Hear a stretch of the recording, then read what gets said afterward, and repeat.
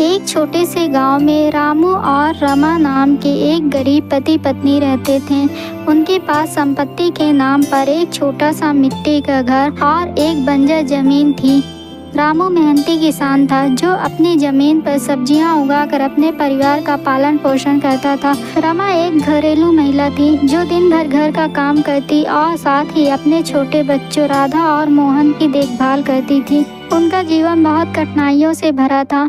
कभी बारिश न होने के कारण फसलें खराब हो जाती तो कभी बाजार में सब्जियों के दाम इतने गिर जाते कि मेहनत का मोल भी नहीं मिलता। आर्थिक परेशानियों के बावजूद रामू और रमा ने कभी हार नहीं मानी। वे अपने बच्चों को बेहतर भविष्य देने का सपना देखते थे। राधा और मोहन बहुत ही समझदार बच्चे थे।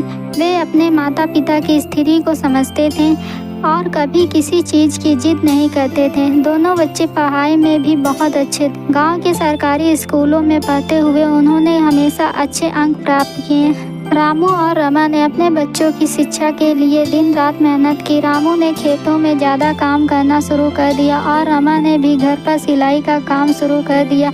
उनकी मेहनत का फल तब मिला जब राधा ने मेडिकल एंट्रेंस एग्ज़ाम पास किया और मोहन ने इंजीनियरिंग कॉलेज में दाखिला लिया। हालांकि बच्चों की पढ़ाई के लिए फीस जुटाना उनके लिए एक बड़ी चुनौती थी।